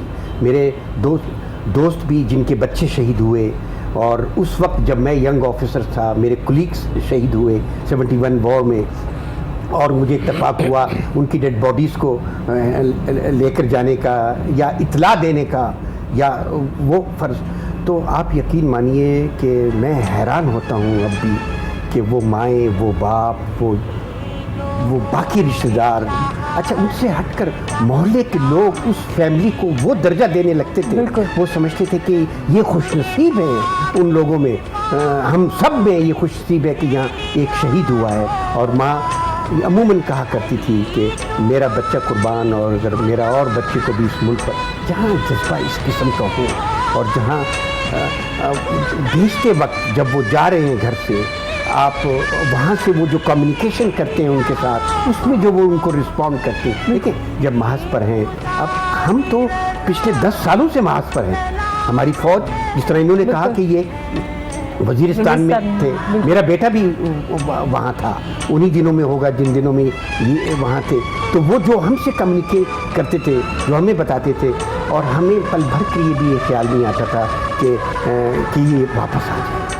हम कहते थे ये उतना ही कीमती है हमारे लिए जितनी ये ज़मीन कीमती है हमारे लिए, जितना इस मुल्क का अमन कीमती है हमारे लिए, जितना उस दुश्मन को ख़त्म करना जो दुश्मन इस मुल्क के। देखिए, अनफॉर्चुनेटली हमें बॉर्डर के अलावा पिछले 10 सालों से इंटरनल फाइट हुई। जैसे पहले इन्होंने जिक्र किया कि इंटरनल एनिमीज़ के साथ जिक्र हुआ, उनके रॉन्गली मोटिवेटेड बाहर की एजेंसियों के अलाकार और मिसकंसेप्शन, उन्होंने अपने ही मुल्क के अगेंस्ट हथियार उठा लिए। और उसमें हम मानते हैं एज ए नेशन हमारी कुछ कोताहियाँ होंगी, लेकिन हम इस बात को बर्दाश्त नहीं कर सकते कि वो हमारे मुल्क की स्टेबिलिटी के लिए बायस ख़तरा बन जाए। इसके लिए हम एक हालत जंग में हैं पिछले 10 सालों से। आप अगर 65, ठीक है, आज दिन 6 सितंबर का है, 65 के बाद 71 वॉर आई, और हम ईस्ट पाकिस्तान में जो हमारे शहीद हुए उनको भी ना भूलें। मेरे कई दोस्त, मेरे 13 कोर्समेट्स वहाँ शहीद हुए ईस्ट पाकिस्तान में। उनकी हर एक की अपनी अपनी अपनी दास्तान है कि वो कैसे शहीद हुए। अब एक ऐसी सरजमीन में जाकर शहीद हो रहे हैं पाकिस्तान के नाम पर, जहाँ के नॉट मेजॉरिटी बल्कि बहुत सारे लोग उनके अगेंस्ट मुक्ति बानी की शक्ल में, उनको पीछे से भी स्टैब आ रहा है, सामने से दुश्मन भी आ रहा है, और उस हालत में वो लड़ रहे हैं। और उस हालत में स्टेट ऐसी कहानियाँ हैं कि जब 16 दिसंबर को सरेंडर हुआ, तो उसमें इनकार कर दिया सरेंडर करने से ऑफिसर्स। मैं अपने एक कोर्समेट को जानता हूँ, उसने वहाँ अपनी पोस्ट पर कहा कि मैं सरेंडर नहीं करता, मेरे पास अभी इतना अम्यूनिशन है, इतने लोग हैं कि मैं दुश्मन को रोक सकता हूँ आने वाले 1 हफ्ते में। अभी this is no surrender time, तो मैं सरेंडर नहीं करता। तो एक मिसाल ऐसी नहीं थी, वहाँ कई मिसालें ऐसी थी। अच्छा, फिर जब वो उनको सरेंडर करना पड़ा, उनको वो हालत करना पड़ा, वो इंडिया में कैदी बने, वहाँ से उन्होंने निकलने की कोशिश की क्योंकि उनका हक था। एक मैं अपने कोर्समेट को ऐसे भी जानता हूँ कि निकलने के दौरान वो भागा है, और उसको जाकर इन्होंने पकड़ा है तो उसको पॉइंट ब्लैंक पर शहीद कर दिया। तो हम उन तमाम शोधा को आज याद करते हैं। और ये 10 साल हमने फाटा में, बलूचिस्तान में और जगहों में इन टेररिस्ट का, और अल्हम्दुलिल्लाह देखिए ये एक बहुत बड़ी कमिटमेंट ज़ाहिर होती है कि हमने उनका सफाया कर दिया, उनको अपनी सरजमीन से। अमेरिका अपनी तमाम तर पावर के साथ अपने आप को स्टेबल नहीं कर सका है अफगानिस्तान में। बिल्कुल। खालिद चिश्ती साहब, कभी किसी माँ ने ऐसा सोचा कि मेरा बेटा फ़ौज में जाएगा, घर बनाएगा, गाड़ी लेगा? हालांकि डिफरेंट डिपार्टमेंट्स में इंजीनियर, डॉक्टर, अकाउंटेंट, यही सोचा जाता है कि मेरा बेटा ये करेगा तो ये करेगा। क्या फ़ौजी की माँ भी ऐसा ही सोचती है? देखें, मेरा ख्याल है कि फोर्सेस, तीनों फोर्सेस की मैं बात करता हूँ, इसमें मेरा ईमान है कि जॉब सीकर की कोई जगह नहीं है। बिल्कुल। अगर आप सिर्फ नौकरी ढूंढना चाहते हैं कि कोई नौकरी मिल जाए, सिर्फ यहाँ तक आपका यकीन या टारगेट है, तो फिर मेरा ख्याल है तीनों फौजों में से कोई जगह आपके लिए नहीं सूटेबल मैं रिकमेंड तो ये करूँगा, क्योंकि ये एक पैशन है एंड बाय डिफ़ॉल्ट दे पे यू फॉर सर्वाइवल। तो जो आपका जज्बा है वो मटेरियलाइज होता जब आपको नज़र आ रहा है, तो जाहिर है तीनों फौजें आर्म फोर्सेस आपका ये भी ख्याल रखती हैं कि आपने अपने वालिदैन को या अपनी फैमिली को, अपने बीवी बच्चों को कैसे पालना है। तो मैं हर एक को कहता हूँ, जो मुझसे मशवरा ख़ासतौर पर एयरफोर्स के बारे में करने आता है कि जी मैं एयरफोर्स ज्वाइन करना चाहता हूँ, ये है जी वो, तो मैं उससे पहले पूछता हूँ कि क्यों ज्वाइन करना चाहता हूँ। तो अगर तो वो ये कहता है कि जी बस आजकल नौकरियां कम हैं तो फौज में, तो फिर मैं कहता हूँ कि ये जगह मुझे यूनिफॉर्म अच्छा सर कोई ऐसा कहता है यूनिफॉर्म वैसे? अच्छा लगा तो बिस्मिल्लाह, मतलब वेलकम एनी टाइम। ऑब्वियसली जब यूनिफॉर्म अच्छा लगेगा तो उसकी बाकी चीज़ें भी अच्छी लगेंगी। बिल्कुल। In the line of duty फिर आप जब यूनिफॉर्म पहनते हैं तो फिर वो जिम्मेदारी बेसिकली आप, वर्दी है क्या बेसिकली? वर्दी एक कमिटमेंट है, वर्दी एक कमिटमेंट है और कुछ नहीं है कि अब जो मुझे स्टैंड अलोन कर देती है, जो मुमताज़ करती है दूसरे शख्स से, कि मैंने यूनिफॉर्म पहन ली तो मैंने पूरी अपनी availability they the till my death, अपनी पूरी कमिटमेंट दे दी, अपना जज्बा दे दिया, अपनी पूरी एनर्जी दे दी उस कॉज के लिए। उस ड्यूटी की लाइन में अगर आप कोई कारकर्दगी कर गुजरें और दुश्मन पे फतह हासिल करें, 27 फरवरी की हमारे सामने है, तो आप एक इज़्ज़त पाएंगे, और अगर आपने जान दे दी तब उससे भी बड़ा दर्जा पाएंगे, अल्लाह की नज़र में भी और कौम की नज़र में भी।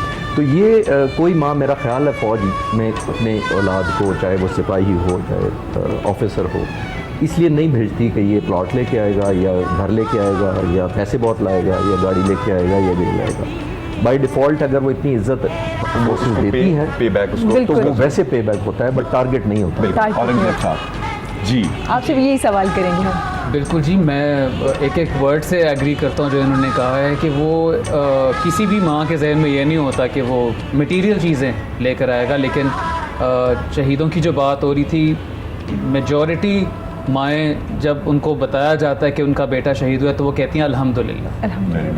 ज़बरदस्त। जी कर्नल साहब, सर, आपसे क्या बिल्कुल। महसूस करते हैं?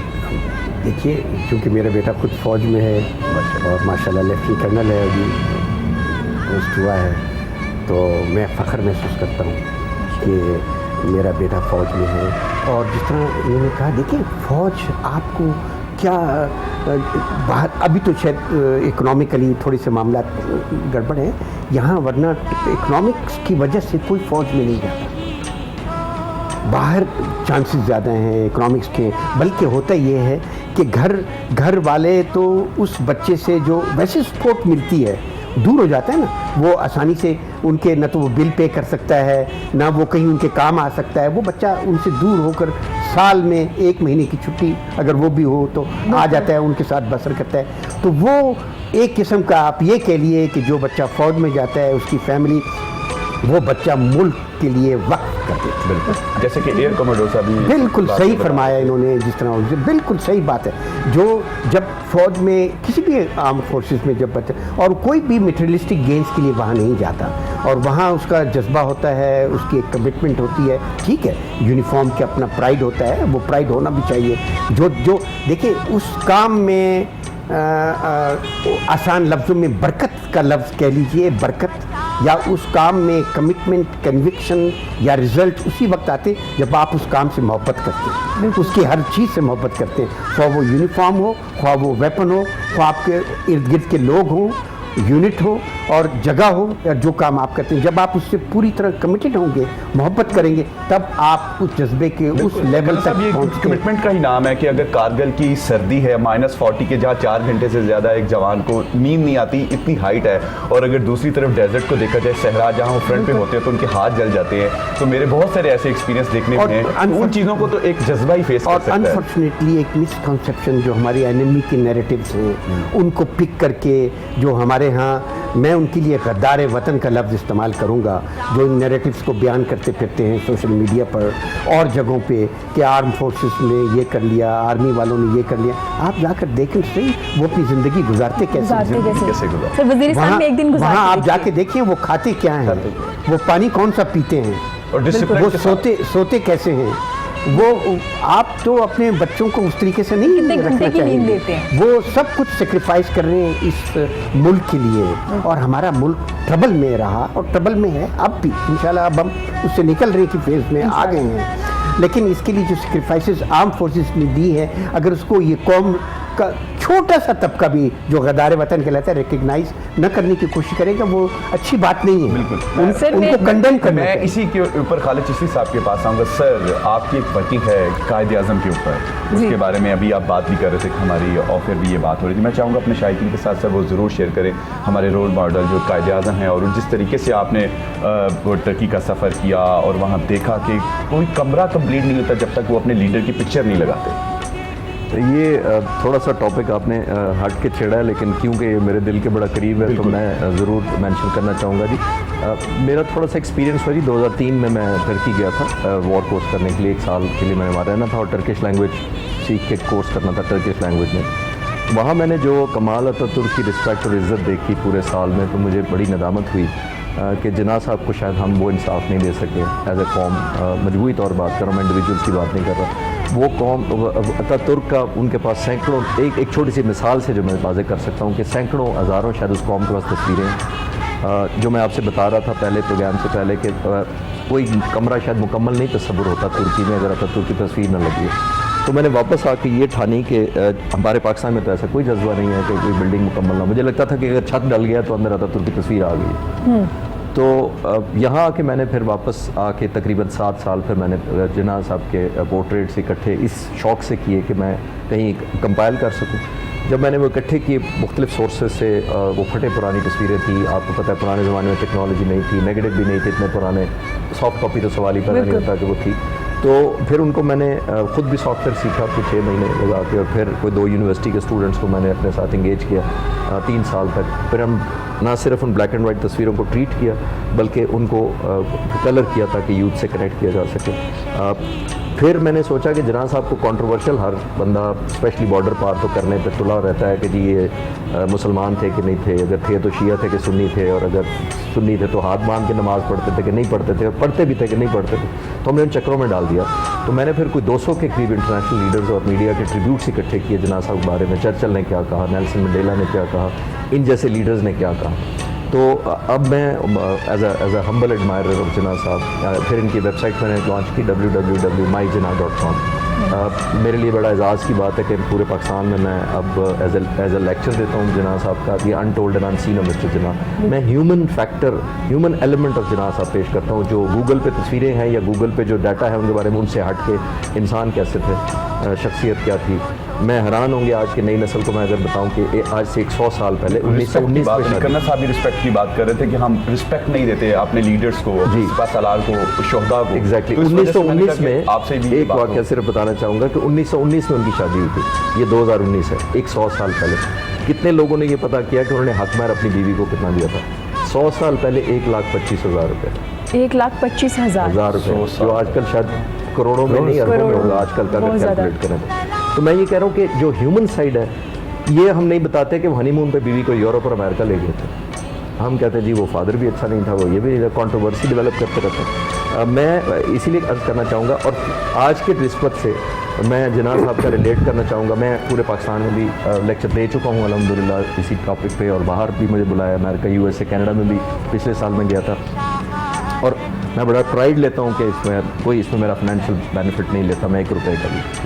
जो मेरे लिए कमाल की बात है वो मैं आपको मिलिट्री से आज रिलेट कर देता हूँ। जिन्ना साहब का 1948 अप्रैल में वो एयरफोर्स की अकेडमी रसालपुर गए थे, और ये एक वाहिद अकेडमी है तीनों फोर्सेस की जो उन्होंने अटेंड की, जॉइंट विजिट किया। बाकी किसी अकेडमी में सेहत की ने इजाज़त नहीं दी, ज़िंदगी ने इजाज़त नहीं दी, जो नहीं जा सके। अप्रैल 1948 में रसालपुर गए, और वहाँ खिताब में जो उन्होंने कहा वो तारीख़ी जुमला है जो एयरफोर्स आज भी अमल करती है, वो हमारा मोटो है आज भी एयरफोर्स का। उन्होंने कहा कि कोई भी एयरफोर्स, कोई भी मुल्क कमज़ोर एयरफोर्स की वजह से दुश्मन के निशाने पर होता है, और मेरी हिदायत है कि पाकिस्तान एयरफोर्स जितनी जल्द हो सके एक एयरफोर्स स्ट्रॉन्ग एयरफोर्स तैयार करे। और अंग्रेज़ी में आखिरी लफ्ज़ उन्होंने कहा, an air force which is second to none. ये सिविलियन आदमी है, is not a military strategist, वो जर्नैल नहीं थे। और सोचें ज़रा कि 1948 में उन्होंने डायरेक्शन क्या दी, an air force which is second to none. Air force ने अपना टैगलाइन बनाया, मोटो बनाया उस वक्त से, आज भी हम उन पर अमल करते हैं। और कमाल का उनकी विजन थी। और मैं एक और आर्मी से रिलेटेड उनका एक छोटी सी स्टोरी ज़रूर पेश करना चाहूँगा कि कितने बड़े लीडर थे। पाकिस्तान बनने के फ़ौरन बाद रॉयट शुरू हो गए, हंगामे शुरू हो गए, तो कुछ इलाकों में कर्फ्यू लगाया जाता था ताकि लूट मार ना हो, शाम के वक्त ख़ास तौर पर। कराची में एक दफ़ा मलीर जा रहे थे रात को, तो कर्फ्यू लगा हुआ था उस एरिया में, तो कायद-ए-आज़म को एक स्पेशल रूट से ले जा रहे थे जो मेन सड़कों से हट के था, वहाँ भी कर्फ्यू लगा हुआ था। रूट पे आर्मी के कुछ सेंट्री गार्ड द्वारा खड़े हुए थे पहले से कि भाई रास्ता देने के लिए कायद-ए-आज़म को, और जो गार्ड खड़ा था, सिक्योरिटी गार्ड, उसको पता था कि इस कॉन्वॉय से ये गाड़ी अभी जनाब साहब की आनी है। तो जब जनाब साहब गुजरे शाम के टाइम, तो उसने एहतरामन सोचे रोक लिया उस गाड़ी को, नोइंगली कि ये कायद-ए-आज़म की गाड़ी है, और रोक के कायद-ए-आज़म से पूछता है कि सर आपके पास कर्फ्यू में ट्रैवल करने का रिटन इजाज़तनामा है? गट्स उसके देखें, आउट ऑफ अफेक्शन। तो कायद-ए-आज़म ने कहा कि नो माय सन, मेरे पास रिटन इजाज़तनामा, तहरीरी इजाज़तनामा नहीं है। तो कहता है फिर मैं जाने दूंगा एक शर्त पे आपको, अगर आप आगे चले जाएं तो इस शर्त पे जाने दूंगा कि आप मेरा यूनिट विजिट करें। वो एंटी एयरक्राफ्ट का, जी एंटी एयरक्राफ्ट का यूनिट था मलीर में ही, और कायद-ए-आज़म ने वादा कर लिया कि मैं आऊँगा। इतनी देर में खबर पहुँच गई, जो उस ज़माने में कम्युनिकेशन होता था, जो ब्रिगेडियर साहब थे मलीर के कंटोनमेंट के, वो भागे आए कि कॉन्वॉय रुक गया है कहीं। जब वो पहुँचे तो वो सिक्योरिटी गार्ड्स को एक किस्म का उन्होंने डांटना चाहा कि क्यों रोका है जनाब साहब की गाड़ी, और कायद-ए-आज़म ने उसको कहा, ब्रिगेडियर को कहा कि इसको कुछ ना कहो, हमारी पहले से डील हो गई है। Very nice sir. एक हफ्ते बाद उस यूनिट का विजिट किया उन्होंने, and this is the only army unit जो जनाब साहब ने विजिट किया बाद। वेरी नाइस सर, बातें बहुत ज़्यादा है, वाक़यात बहुत ज़्यादा है, लेकिन टाइम हमारे पास कम है। मैं चाहूँगी प्रोग्राम के एंड पे 6 सितंबर के हवाले से आप कोई मैसेज देना चाहें तो। 6 सितंबर के हवाले से सबसे बड़ा मैसेज ये है कि पाकिस्तानी कौम, पाकिस्तानी अफवाज 6 सितंबर 1965 से ज़्यादा मुस्तैद और ज़्यादा जज्बा रखे हुए हैं अपनी ज़मीन को डिफेंड करने में। इसलिए दुश्मन सोच समझकर जो कदम भी उठाए, सोच समझकर उठाए।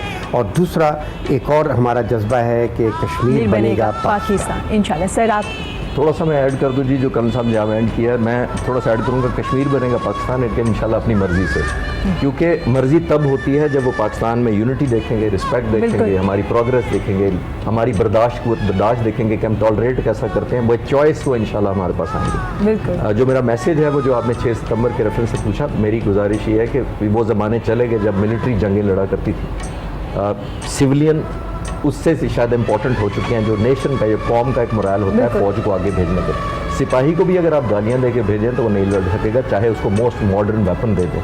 तो मेरा ख्याल है कि जो कौम फौज के इतना फ़ख्र समझती है, लेकिन विद इन जो कौम है, मुझे लगता है कि वो यूनिटी का थोड़ा सा कमी है हमारे अंदर। हम एक लिमिट क्रॉस कर जाते हैं ब्लेम गेम करने के, लेकिन हमें एज अ कौम लाइन ड्रॉ करनी चाहिए कि यहाँ पाकिस्तान आ जाए, और आजकल जैसे कश्मीर आ गया हुआ है, तो अपनी इख्तलाफात को हम बाद में सारी उम्र सेटल करते रहेंगे, लेकिन एक कॉज के लिए कम अज़ कम और ज़्यादा मुत्तहिद हो जाए। औरंगज़ेब आप क्या कहना चाहेंगे? बस जी मैं इसी में थोड़ा सा ऐड करूँगा कि हम जिंदा कौम हैं, और अगर एक पंजा, एक खुला हाथ होंगे तो टूट जाएंगे। हमने इकट्ठे रहना है, जिसमें हमारी गवर्नमेंट, हमारी आर्म फोर्सेस और हमारी सिविलियन सब इकट्ठे होंगे, दुश्मन का मुकाबला डट के कर सकते हैं। बिल्कुल बिल्कुल सर। वो एक छोटी सी बात शेयर करूँगी, मैंने कहीं पढ़ा था, आर्मी ऑफिसर से किसी ने पूछा कि आपके पास टेक्नोलॉजी है, तैयारे हैं, हर चीज़ है, महंगी से महंगा तैयारा आप ख़रीद लेते हैं, तो कमी कहाँ है, किस चीज़ में कमी रह जाती है ना? तो उन्होंने कहा जज्बे में। पाकिस्तानी फ़ोर्स में जज्बा बहुत है, उससे ज़्यादा उनकी आवाम में बहुत जज्बा है, जो उनको बताती है कि वो अपनी आर्मी से कितना प्यार करती है। तो हम आपको बताना चाहते हैं कि हम सिविलियंस आप लोगों से बहुत प्यार करते हैं। जी जी बिल्कुल। और इसी के साथ हम तमाम जो है शायकीन से भी चाहेंगे कि जो हमें दिफा के ऊपर उन शहदा को, गाजियों को, उनकी माओं को सलाम पेश करना चाहेंगे, और शहीद की जो विश है कि वो बार बार शहादत के रुतबे से सरशार होता रहे। हमारी दुआ है कि हम हर वक्त अपनी फ़ौज के साथ। बिल्कुल। अल्लाह हाफ़िज़।